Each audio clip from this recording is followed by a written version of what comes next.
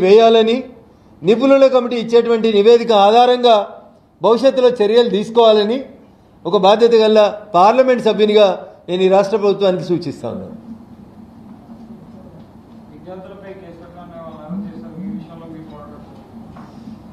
భారతీయ జనతా పార్టీగా మేము విద్యార్థుల పక్షాన నిలబడతాం. వారికి కావాల్సినటువంటి లీగల్ ఎయిడ్ అందిస్తాం. కేసులు రిజిస్టర్ అయిన తర్వాత వెంటనే వాటికి సంబంధించి కోర్టులలో బెయిల్ పిటిషన్స్ మూవ్ చేస్తూ ఉన్నారు. ఇప్పటికే విద్యార్థులు కొంతమంది స్వయంగా తమ పక్షాన తామే ఆర్గ్యుమెంట్ చేసుకుంటా ఉన్నారు. మేము మళ్ళీ చెప్తా ఉన్నాం, పెట్టిన తప్పుడు కేసుల విషయంలో, కూలగొట్టినటువంటి చెట్ల విషయంలో, ఇల్లీగల్గా కబ్జా తీసుకుంటున్నటువంటి 400 ఎకరాల భూముల విషయంలో సెంట్రల్ యూనివర్సిటీ విద్యార్థులు చేస్తున్న పోరాటాన్ని మేము మనస్ఫూర్తిగా అభినందిస్తూ వారికి పూర్తిగా న్యాయం జరిగేంత వరకు ఒక వకీల్గా, ఒక ఎంపీగా, ఒక భారతీయ జనతా పార్టీ నాయకునిగా, కేంద్రంలో అధికారంలో ఉన్నటువంటి పార్టీగా తప్పకుండా విద్యార్థుల వెంట ఉంటామని చెప్పి ఈ సందర్భంగా చాలా స్పష్టంగా తెలియజేస్తా ఉన్నాం.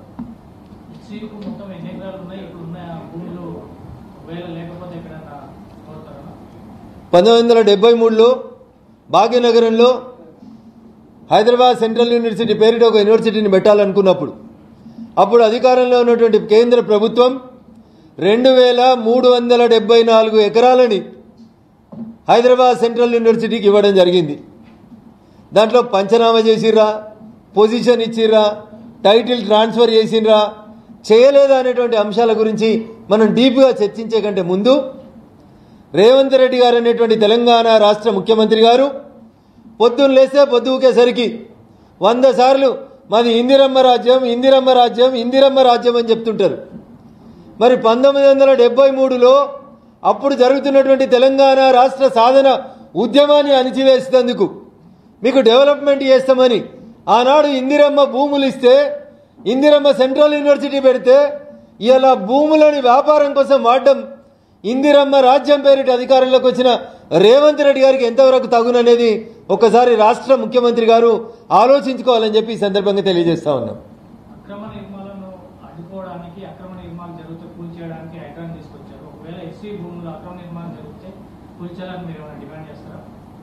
డేవనన్నా నేను హైదరాబాద్ సెంట్రల్ యూనివర్సిటీ మీద మాట్లాడినప్పుడే మొదటి మాట చెప్పిన, చెరువులు కుంటలలో కట్టినటువంటి ఇల్లీగల్ కన్స్ట్రక్షన్స్ని తొలగించి పర్యావరణాన్ని రక్షించడానికి హైడ్రా తెచ్చినా అని చెప్పినటువంటి రాష్ట్ర ముఖ్యమంత్రి గారు మరి ఇక్కడ ఇన్ని వందల చెట్లు, వేల సంఖ్యలో ఉన్నటువంటి పశుపక్ష్యాదులు నిరాశ్రయానికి పొందుతున్నప్పుడు ఎందుకు ముఖ్యమంత్రి గారు ఆలోచిస్తలేరు, హైడ్రా కమిషనర్ ఏం చేస్తున్నారని మొట్టమొదటి రోజునే ప్రశ్నించడం జరిగింది. దీంట్లో భేషజాలకి పోవాల్సిన అవసరం లేదు. నువ్వు గెలిచినవా, నేను గెలిచినవా పంచాయతీ అవసరం లేదు. ఇది తెలంగాణలో ఉన్నటువంటి ఒక గొప్ప సంస్థ హైదరాబాద్ సెంట్రల్ యూనివర్సిటీ భాగ్యనగరంలో ఉన్నటువంటి ఒక గొప్ప విద్యాలయాన్ని కాపాడుకోవడానికి అందరం కలిసి కొట్లాడాల్సినటువంటి బాధ్యత మనందరి మీద ఉందని చెప్పి ఈ సందర్భంగా తెలియజేస్తూ చివరికి ఒక మాట, అమ్మ బతికినప్పుడు అన్నం పెట్టలేనోడు అమ్మ చనిపోయిన తర్వాత పిన్నమ్మకు బంగారు గాజులు చేపిస్తా అని చెప్పినట్టు యువరాజు కూడా హైదరాబాద్ సెంట్రల్ యూనివర్సిటీ భూముల మీద మాట్లాడుతున్నాడు. ఉస్మానియా యూనివర్సిటీకి మీ నాయన పోయి ఉస్మానియా యూనివర్సిటీ జాగాలు తీసుకొని అలా డబుల్ బెడ్రూమ్ ఇల్లు కడదామన్న రోజు నోరు మెదపనటువంటి అప్పటి ఐటీ మంత్రి, ప్రస్తుత యువరాజు వర్కింగ్ ప్రెసిడెంట్ ఇవాళ వచ్చి హైదరాబాద్ సెంట్రల్ యూనివర్సిటీ మీద మొసలి కన్నీరుగా అరుస్తున్నాడు. 10 సంవత్సరాలు అధికారంలో ఉన్నప్పుడు మీరు ఎప్పుడన్నా సెంట్రల్ యూనివర్సిటీకో ఉస్మానియా యూనివర్సిటీకో పోయి పేద విద్యార్థుల కష్టాలు ఏంది అని ఎన్నడన్నా ఆలోచించినవా యువరాజు అని అడుగుతున్నా. ఇవాళ వచ్చి నంగనాచి కబుర్లు మేం కాపాడుతాం.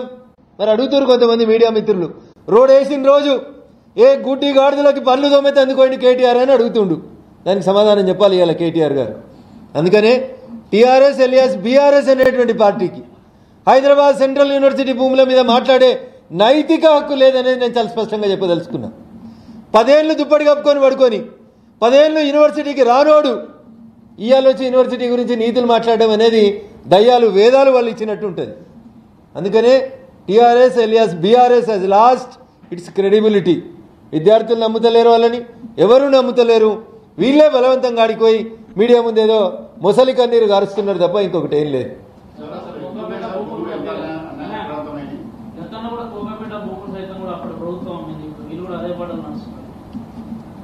సో నేను చాలా సందర్భాల్లో చెప్పినా మా మీడియా మిత్రులకు కూడా గుర్తుండే ఉంటుంది. టీఆర్ఎస్, కాంగ్రెస్ ఇవి రెండు కూడా ఒక నాణానికి బొమ్మ బొరుసు. టీఆర్ఎస్ అధికారంలో ఉన్నప్పుడు 3 రంగుల జెండా మీద గెలిచిన వాళ్ళంతా ఈ జెండా మంచిగా లేదని కింద వారేసిపోయి గులాబీ రంగు జెండా కప్పుకున్నారు. 10 ఏళ్ళు పచ్చగున్న కాడ తిన్నారు, ఎచ్చగున్న కాడ వన్నారు. ఇవాళ గులాబీ రంగు జెండా అధికారంలోంచి దిగిపోయి మళ్ళీ 3 రంగుల జెండా అధికారంలోకి రాగానే ఇలా గులాబీ జెండా మంచిగా లేదని ఒక ఆయన పోయి ఏకంగా గులాబీ జెండా మీద ఎమ్మెల్యే గెలిచిన ఆయన పోయి 3 రంగుల జెండా మీద ఎంపీ కూడా పోటీ చేసిండు. సో అందుకని తెలంగాణ సమాజం ఆలోచించు. టీఆర్ఎస్ కాంగ్రెస్ ఈ రెండు వీణావాణిలాగా విడదీయరాని బంధంతో పెనవేసుకపోయినటువంటి పార్టీలు. ఒక నాణానికి ఒకటి బొమ్మ అయితే ఇంకొకటి బొరుసు. అందుకని దయించి తెలంగాణ సమాజమా ఒకసారి ఆలోచించుర్రి. ఆయన కొట్టినట్టు చేస్తున్నాడు, ఈయన ఏడిచినట్టు చేస్తున్నాడు. అంతకు మించి ఆ 2 పార్టీలకు కూడా ఉస్మానియా యూనివర్సిటీ మీద చిత్తశుద్ధి లేదు, హైదరాబాద్ సెంట్రల్ యూనివర్సిటీ మీద చిత్తశుద్ధి లేదు. వాళ్ళకి కావాల్సింది ఎట్లా అధికారం నిలబెట్టుకుందాం, ఎట్లా రియల్ ఎస్టేట్ వ్యాపారం చేద్దాం అనేటువంటి అంశం తప్ప ఇంకొకటి కాదు. కాబట్టి తెలంగాణ విఘ్నులకి మేధావులకి చాలామంది మాట్లాడుదురు. ఆ మధ్యలో తెలంగాణ ఉద్యమం కాలం నుంచి చాలామంది మేధావులు మాట్లాడుదురు. కానీ ఇలా మేధావులు మాట్లాడతలేరు. సెంట్రల్ యూనివర్సిటీలో గొడవ జరుగుతుంటే మాట్లాడతలేరు, విద్యార్థుల మీద దాడి జరిగితే మాట్లాడతలేరు. పాపం వాళ్ళకేదో కొంతమందికి పదవులు ఇచ్చిండంట ఇప్పుడున్న ముఖ్యమంత్రి గారు. పదవుల కోసం పెదవులు మూసుకుంటే నాడు తెలంగాణ ఉద్యమానికి ఎట్లా నష్టం జరిగిందో, తెలంగాణకు ఉద్యమానికి ఎట్లా నష్టం జరిగిందో, అయ్యా విఘ్నులారా మేధావులారా, నేను 2 చేతులు జోడించి మీకు సవినయంగా అప్పీల్ చేస్తా ఉన్నా. వ్యవస్థల్ని నాశనం చేయకుండ్రి. విద్యార్థుల బంగారు భవిష్యత్తుకి మీలాంటి విఘ్నులు అండగా నిలబడండి అని మాత్రమే. మీరు ఇలా పార్టీలు ఉన్నారా, పదవులు వచ్చినాయా, ఇంకేమైందా అనేది పక్కన పెట్టి దయించి విద్యార్థి లోకం పక్కన నిలబడాలని నేను సవినయంగా వారికి అప్పీల్ చేస్తా ఉన్నా.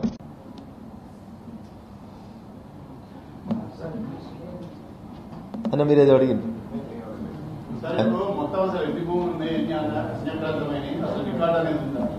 2374 ఎకరాలు 1973లో హైదరాబాద్ సెంట్రల్ యూనివర్సిటీ ప్రతిపాదించి అక్కడ శంకుస్థాపన చేసినప్పుడు అప్పుడు కేంద్రంలో అధికారంలో ఉన్నటువంటి పెద్దలు అలకేట్ చేసినటువంటి భూమి 2374 ఎకరాలు. ఇప్పుడు మిగిలింది ఎంత, కబ్జా అయింది ఎంత, చెరువులు ఉన్నది ఎంత, కుంటలు ఎంత ఉన్నది అనేది రాష్ట్ర ప్రభుత్వం పూర్తిగా డీటెయిల్గా సర్వే చేసి ఒక శ్వేతపత్రాన్ని తెలంగాణ సమాజం ముందు ఉంచాలని భారతీయ జనతా పార్టీగా మేము డిమాండ్ చేస్తా ఉన్నాం.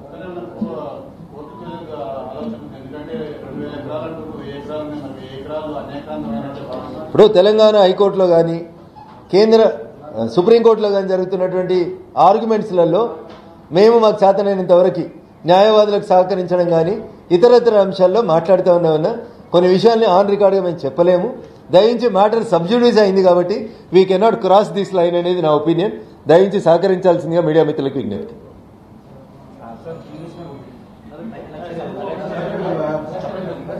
Thank you.